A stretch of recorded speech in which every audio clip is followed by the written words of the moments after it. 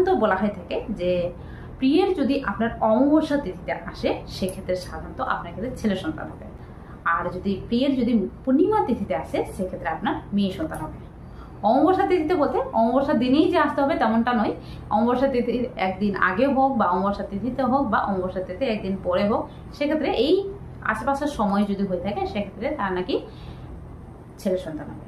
আর পূর্ণিমা তিথিতেও same, আশেপাশের সময় হলে নাকি মেয়ে সন্তান হবে। এটি 100% সিওরিটি দিয়ে অনেকে বলে থাকেন।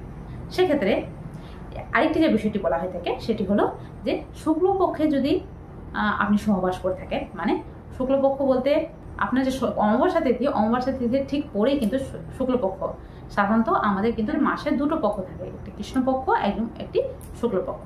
সেক্ষেত্রে শুক্লপক্ষ থাকে 14 দিন এবং কৃষ্ণপক্ষ থাকে 14 দিন।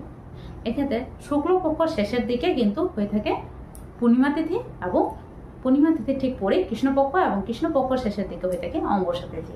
তো এইভাবে কিন্তু একটা চক্র আকারে ঘুরতে থাকে। সেক্ষেত্রে সাধারণত বলা হয়ে থাকে যদি আপনার ক্ষেত্রে সহবাস যদি শুক্লপক্ষতে হয়ে থাকে এবং অমাবস্যা তিথিতে পিরিয়ড আসতে থাকে সেক্ষেত্রে এটি নাকি ছেলে সন্তান হলো। আর যদি পূর্ণিমা তিথিতে পিরিয়ড হয় এবং কৃষ্ণপক্ষতে সহবাস হয় সেক্ষেত্রে স্বাভাবিকভাবে আপনার ক্ষেত্রে মেয়ে সন্তান হয়। তবে এই বিষয়ে বলে রাখি